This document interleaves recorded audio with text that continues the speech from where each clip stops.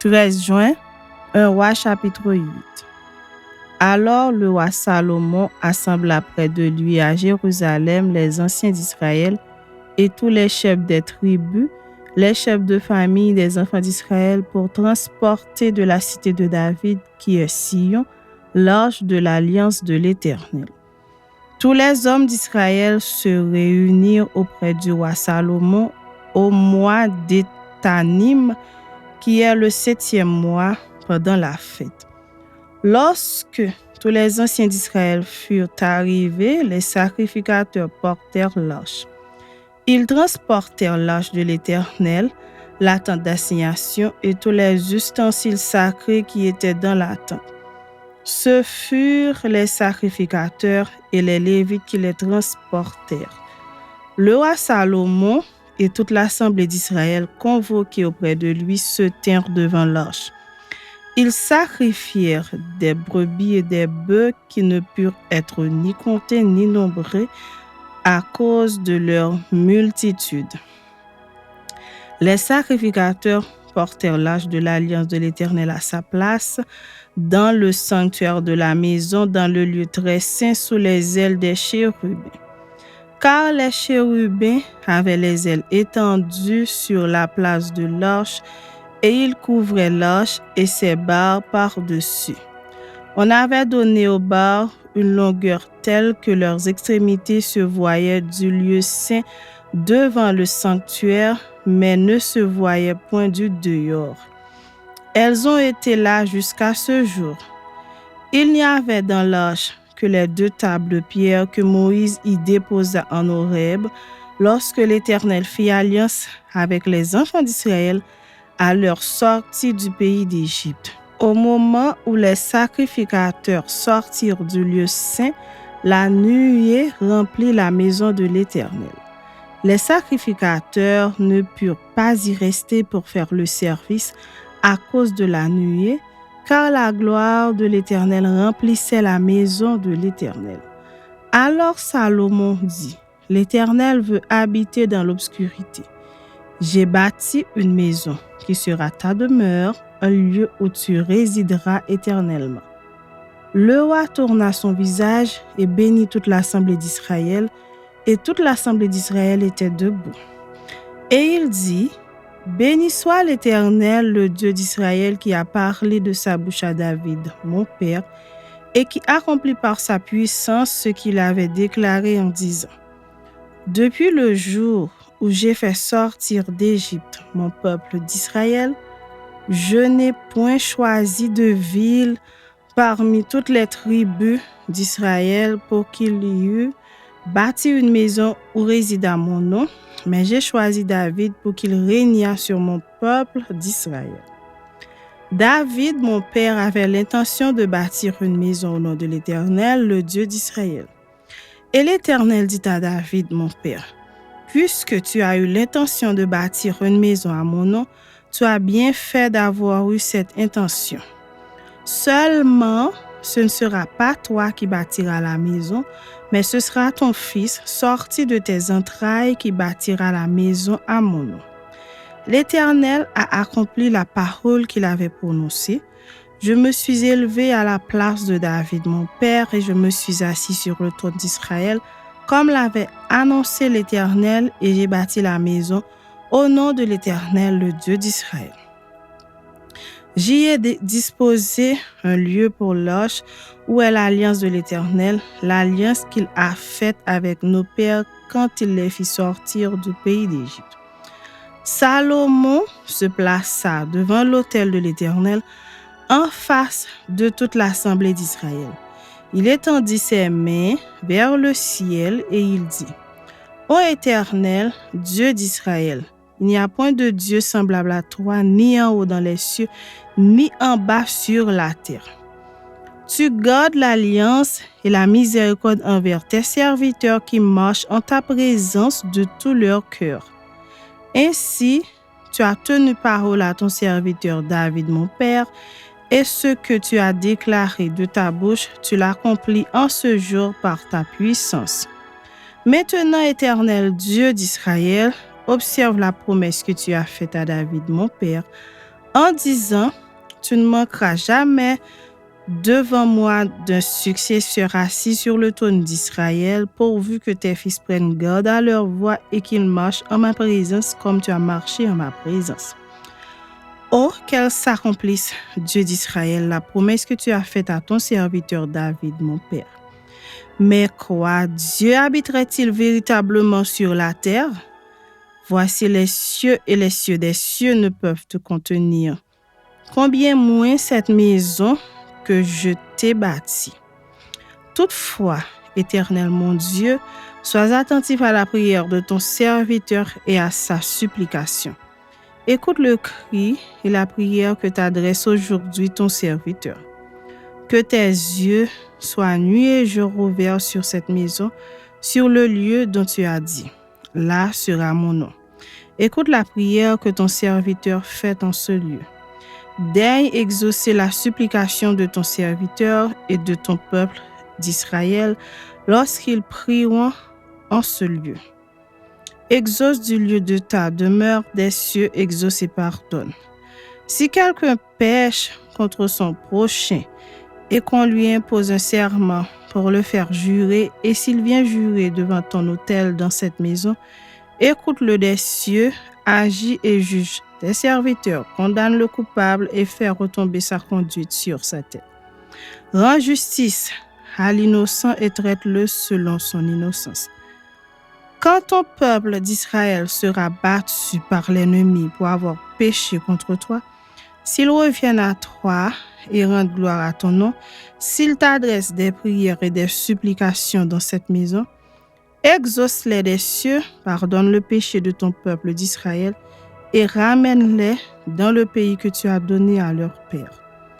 Quand le ciel sera fermé et qu'il n'y aura point de pluie à cause de leur péché contre toi, s'ils prient dans ce lieu et rendent gloire à ton nom, et s'ils se détournent de leurs péchés parce que tu les auras châtiés, exauce-les des cieux, pardonne le péché de tes serviteurs et de ton peuple d'Israël, à qui tu enseigneras la bonne voie dans laquelle ils doivent marcher, et fais venir la pluie sur la terre que tu as donnée en héritage à ton peuple. Quand la famine, la peste, la rouille, la nielle, les sauterelles d'une espèce ou d'une autre seront dans le pays, quand l'ennemi assiégera ton peuple dans son pays, dans ses portes, quand il y aura des fléaux ou des maladies quelconques, si tout ton peuple d'Israël fait entendre des prières et des supplications, et que chacun reconnaisse la plaie de son cœur et étende les mains vers cette maison, exauce-le des cieux, du lieu de ta demeure et pardonne. Agis et rends à chacun selon ses voies, toi qui connais le cœur de chacun, car seul tu connais le cœur de tous les enfants des hommes, et ils te craindront tout le temps qu'ils vivront dans le pays que tu as donné à nos pères. Quand l'étranger, qui n'est pas de ton peuple d'Israël, viendra d'un pays lointain à cause de ton nom, car on saura que ton nom est grand, ta main forte et ton bras étendu quand il viendra prier dans cette maison. Exauce-le des cieux, du lieu de ta demeure, et accorde à cet étranger tout ce qu'il te demandera, afin que tous les peuples de la terre connaissent ton nom, portent crainte, comme ton peuple d'Israël, et sache que ton nom est invoqué sur cette maison que j'ai bâtie. Quand ton peuple sortira pour combattre son ennemi, en suivant la voie que tu lui auras prescrite, s'il adresse à l'Éternel des prières, les regards tournés vers la ville que tu as choisie et vers la maison que j'ai bâtie à ton nom, exauce des cieux leurs prières et leurs supplications et fais leur droit. Quand ils pécheront contre toi, car il n'y a point d'homme qui ne pêche, quand tu seras irrité contre eux et que tu les livreras à l'ennemi, qui les emmènera captifs dans un pays ennemi lointain ou rapproché, s'ils rentrent en eux-mêmes dans le pays où ils seront captifs, s'ils reviennent à toi et t'adressent des supplications dans le pays de ceux qui les ont emmenés et qu'ils disent « Nous avons péché, nous avons commis des iniquités, nous avons fait le mal », s'ils reviennent à toi de tout leur cœur et de toute leur âme, dans le pays de leurs ennemis, qui les ont emmenés captifs. S'ils t'adressent des prières, les regards tournés vers leur pays que tu as donné à leur père, vers la ville que tu as choisie et vers la maison que j'ai bâtie à ton nom. Exauce des cieux, du lieu de ta demeure, leurs prières et leurs supplications, et fais leur droit. Pardonne à ton peuple ses péchés et toutes ses transgressions contre toi. Excite la compassion de ceux qui les retiennent captifs, afin qu'ils aient pitié d'eux. Car ils sont ton peuple et ton héritage, et tu les as fait sortir d'Égypte, du milieu d'une fournaise de fer. Que tes yeux soient ouverts sur la supplication de ton serviteur et sur la supplication de ton peuple d'Israël, pour les exaucer en tout ce qu'ils te demanderont. Car tu les as séparés de tous les autres peuples de la terre pour en faire ton héritage, comme tu l'as déclaré par Moïse, ton serviteur, quand tu fis sortir d'Égypte nos pères, Seigneur éternel. Lorsque Salomon eut achevé d'adresser à l'Éternel toute cette prière et cette supplication, il se leva de devant l'autel de l'Éternel, où il était agenouillé, les mains étendues vers le ciel, debout, il bénit à haute voix toute l'assemblée d'Israël en disant: Béni soit l'Éternel qui a donné du repos à son peuple d'Israël, selon toutes ses promesses, de toutes les bonnes paroles qu'il avait prononcées par Moïse, son serviteur, aucune n'est restée sans effet. Que l'Éternel notre Dieu soit avec nous, comme il a été avec nos pères, qu'il ne nous abandonne point et ne nous délaisse point, mais qu'il incline nos cœurs vers lui, afin que nous marchions dans toutes ses voies et que nous observions ses commandements, ses lois et ses ordonnances qu'il a prescrits à nos pères. Que ces paroles, objet de mes supplications devant l'Éternel, soient jour et nuit présentes à l'Éternel notre Dieu, et qu'il fasse en tout temps droit à son serviteur et à son peuple d'Israël, afin que tous les peuples de la terre reconnaissent que l'Éternel est Dieu, qu'il n'y en a point d'autre. Que votre cœur soit tout à l'Éternel notre Dieu, comme il l'est aujourd'hui, pour suivre ses lois et pour observer ses commandements. Le roi et tout Israël avec lui offrirent des sacrifices devant l'Éternel.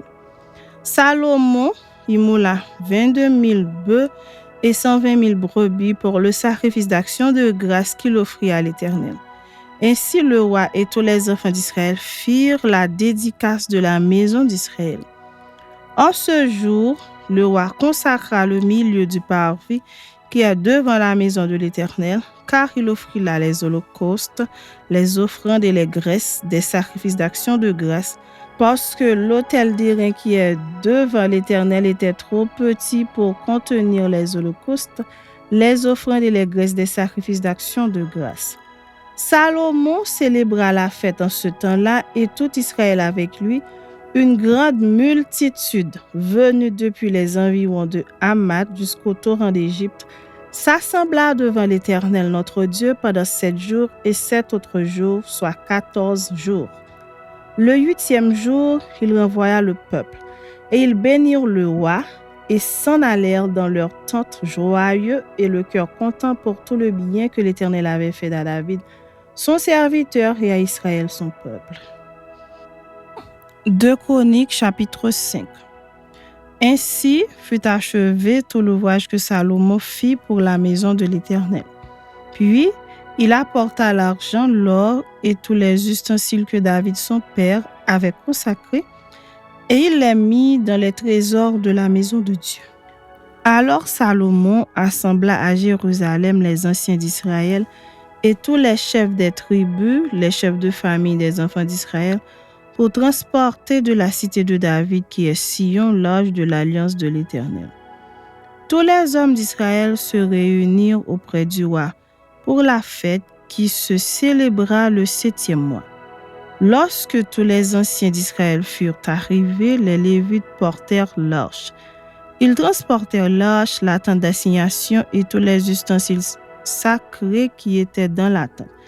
Ce furent les sacrificateurs et les Lévites qui les transportaient. Le roi Salomon et toute l'assemblée d'Israël convoquée auprès de lui se tinrent devant l'arche. Ils sacrifièrent des brebis et des bœufs qui ne purent être ni comptés ni nombrés à cause de leur multitude. Les sacrificateurs portèrent l'arche de l'alliance de l'Éternel à sa place, dans le sanctuaire de la maison, dans le lieu très saint, sous les ailes des chérubins. Les chérubins avaient les ailes étendues sur la place de l'arche et ils couvraient l'arche et ses barres par-dessus. On avait donné aux barres une longueur telle que leurs extrémités se voyaient à distance de l'arche devant le sanctuaire, mais ne se voyaient point du dehors. L'arche a été là jusqu'à ce jour. Il n'y avait dans l'arche que les 2 tables que Moïse y plaça en Horeb lorsque l'Éternel fit alliance avec les enfants d'Israël à leur sortie d'Égypte. Au moment où les sacrificateurs sortirent du lieu saint, car tous les sacrificateurs présents s'étaient sanctifiés sans observer l'ordre des classes, et tous les Lévites qui étaient chantres, Asaph, Héman, Jéduthun, leurs fils et leurs frères, revêtus de byssus, se tenaient à l'orient de l'autel avec des cymbales, des luttes et des harpes, et avaient auprès d'eux 120 sacrificateurs sonnant des trompettes. Et lorsque ceux qui sonnaient des trompettes et ceux qui chantaient, s'unissant d'un même accord pour célébrer et pour louer l'Éternel, firent retentir les trompettes, les cymbales et les autres instruments, et célébrèrent l'Éternel par ces paroles.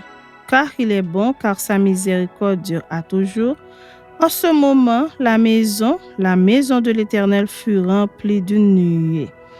Les sacrificateurs ne purent pas y rester pour faire le service à cause de la nuée, car la gloire de l'Éternel remplissait la maison de Dieu.